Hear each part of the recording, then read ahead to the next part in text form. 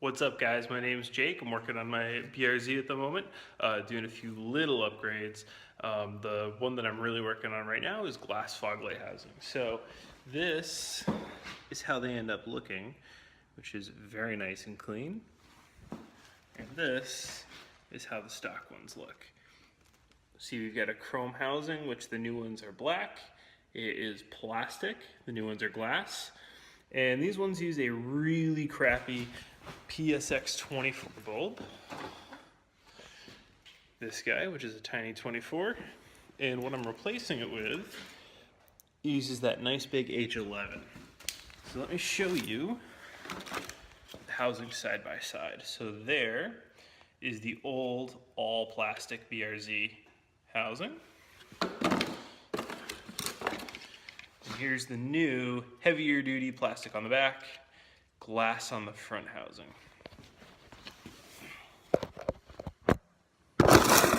So, front to front, you can see the lens shape is a tiny bit different. The size is a tiny bit different. And that the housing itself is fairly different as well, actually. But everything lines up in terms of mounting points, which means they bolt right in. So this is the adapter cable we've got here. This came from iJDM Toy. It is just a real simple PSX 24 watt, which is that fitment, to H11, which is that fitment. Now I'll show you guys the bulb side by side too, if I can get it out. There's the H11.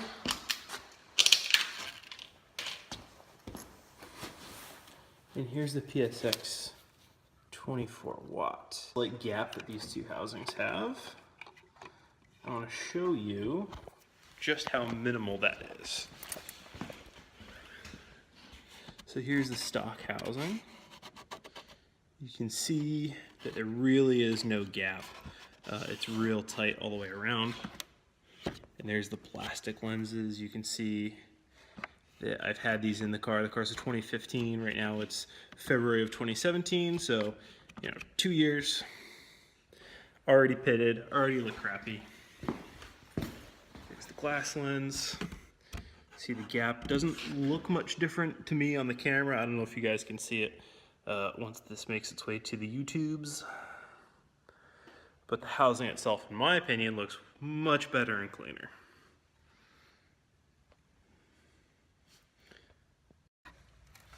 So step one of this mod is taking off the wheels and tires. I think you're jacking it up. I think that this is not necessary because you basically have to pull this down and pull down the little wing on the front of this guy. But gives you a little extra room to work. So off they come.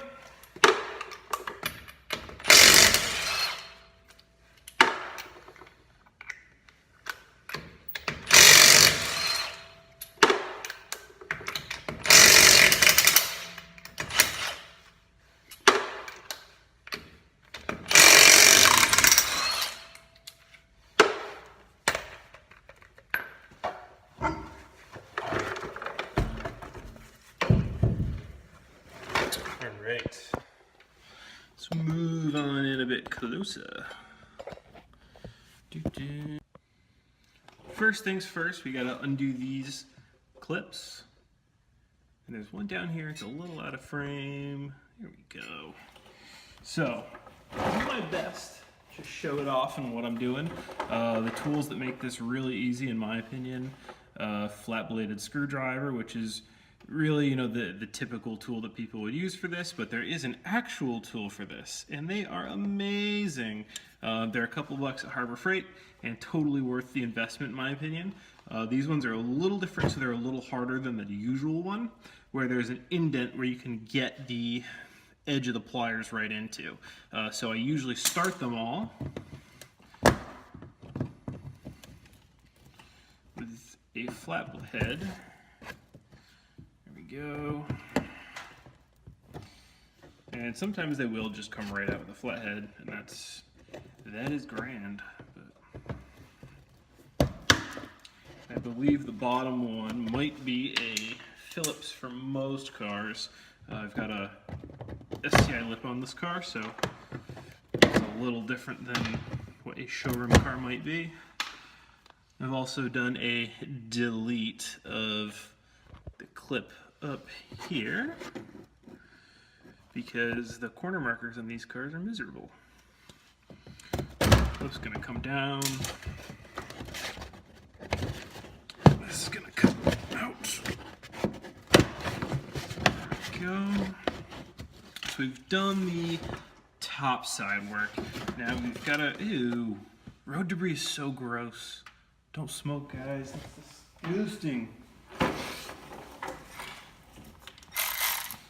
Right, so on the underside, we've got a couple things we got to take care of down here. This panel, we've got this. We've got a clip here, a couple clips. I think this one needs to come undone, and this guy, there would normally be a clip there. I don't have one. It's one of those deletes. Call that adding lightness.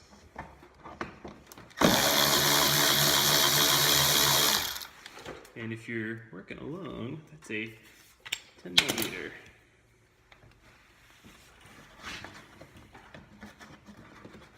I'm actually playing around and trying to do this in the camera. It's working okay so far. Far better than I ever thought it would. I was like, Jake, that's a stupid idea. There it is. Here's where it's falling apart.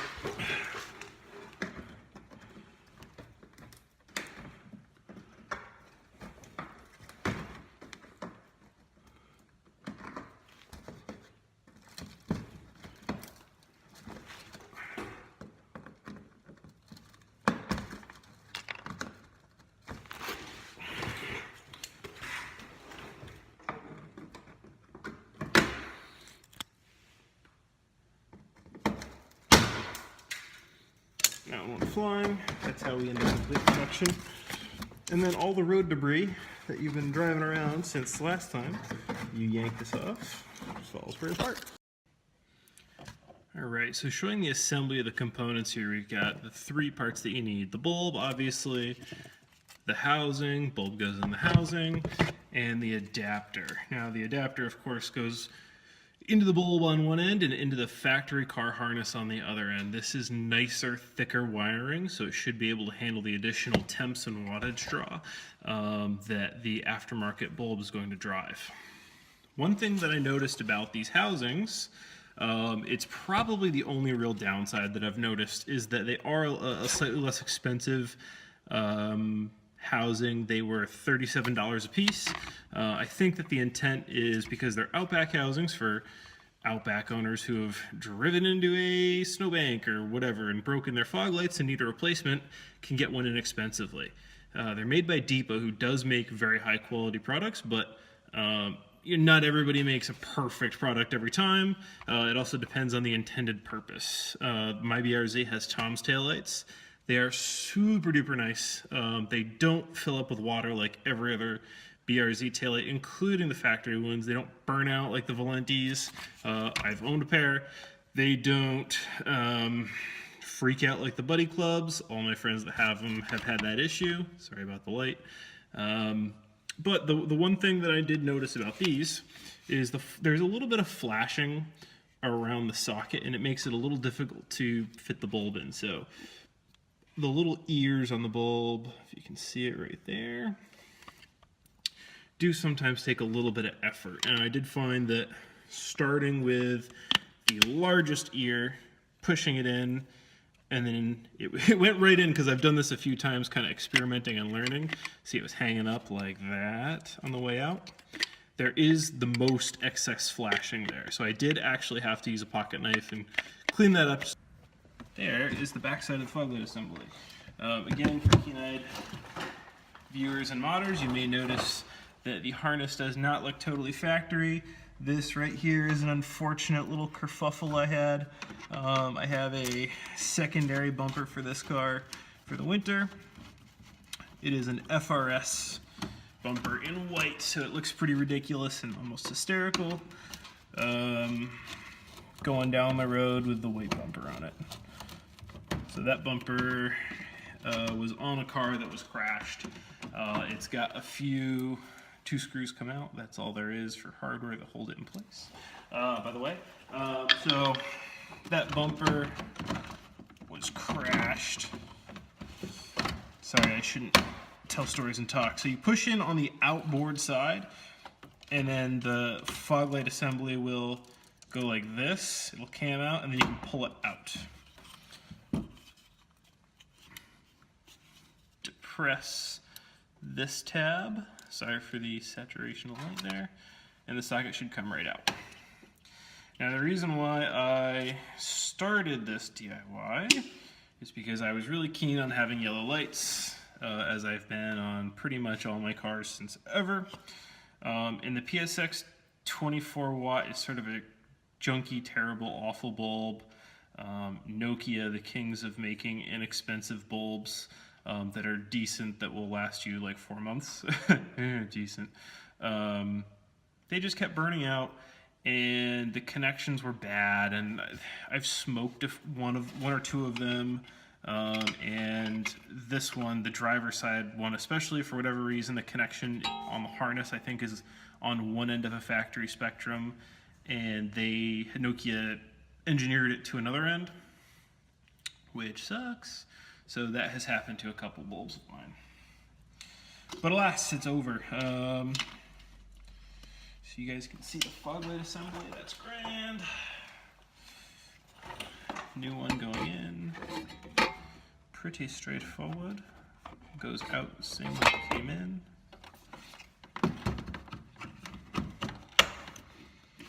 So it gets aligned. I'm gonna try and show you guys as best I can. Where's my hand? Where did it go? So it goes up into this bridge. Right there and there. That's where, ooh, almost dropped it. That's where these two, the inboard ears, go. So you guys can see it. It goes in at an angle. Those ears are in the bumper. Give it a push, and in she goes. So you can see how it's almost a little hinge.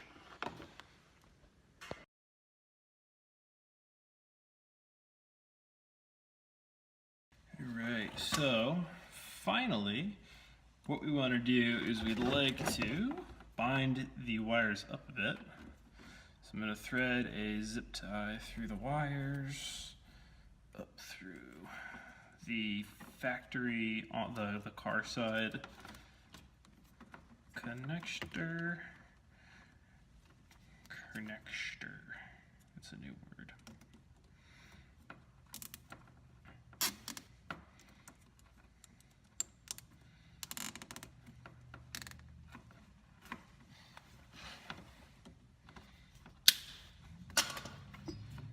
So now that shouldn't come undone. Over here, the bulb and the adapter harness have nice little hooks on it, so it should not come undone for anything. And I'm gonna bind all this stuff up here. Keep it up out of the way, keep it out of water if I decide I need to ford a river or go four-wheeling in my BRZ question mark. All right, guys. Then she just goes back together, and let's see if I can get some sexy B-roll for you. And then you can see it's nice and sturdy. There's enough movement for it to make a little noise. That's just the ears of the connection.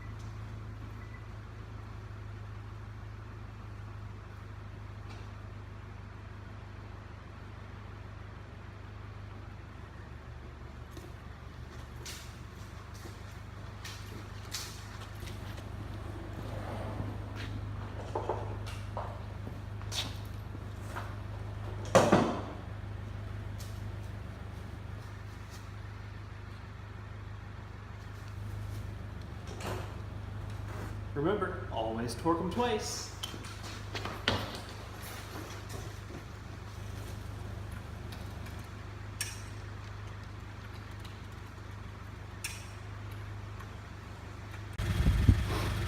Alright, I actually think this is a pretty useful view here. These fogs have a really nice cutoff. As you can see, the HID cutoff, it goes up a little bit. Now these also go up a little bit. I'm probably going to lower this one down a little bit, the passenger side one, just so it's a little more even and a little bit closer to what the stock HIDs are doing. But I will also be consulting the Daniel Stern lighting guide. I know that he doesn't like fog lights and he thinks they're stupid and useless. My hope is to disable the requirement, sorry it's windy here, disable the requirement for the low beams to be on as well.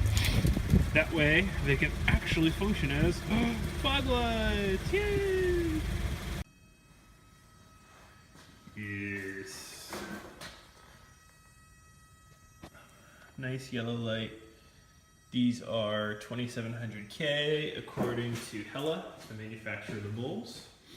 Of course, the OEM HIDs on these cars, I believe, are 4300K. And the Boomerang is about 6000K. So this actually should be a really good way for you guys to see how close or different they are. Put my hand in front just so the camera will focus on different things here. I think it's a beautiful look. It is for me. Here's the one we just did.